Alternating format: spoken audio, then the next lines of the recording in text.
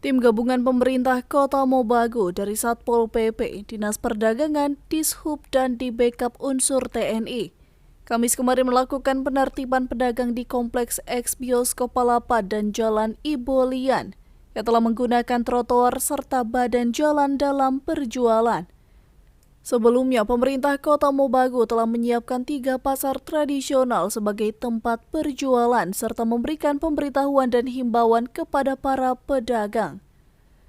Penertiban ini berjalan aman tanpa gesekan. Penertiban ini juga dimaksudkan untuk mengembalikan fungsi trotoar sebagai tempat bagi pejalan kaki. Ya, giat hari ini kita melakukan penertiban, terutama fasilitas umum, jalan dan trotoar.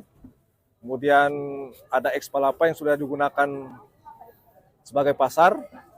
Kita sudah himbau sebelumnya untuk mereka menertibkan sendiri. Ya, sehingga pedagang-pedagang yang hari ini masih bertahan di fasilitas umum, jalan dan trotoar, kita sudah tertibkan, diamankan barang-barang yang kita temukan.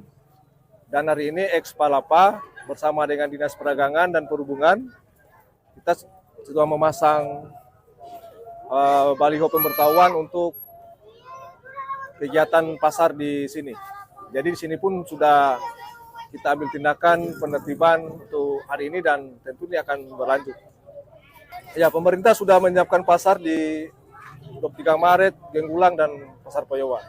Ya, kita persilakan pedagang untuk bisa mengambil kembali, tentu ada prosedur yang kita akan lakukan.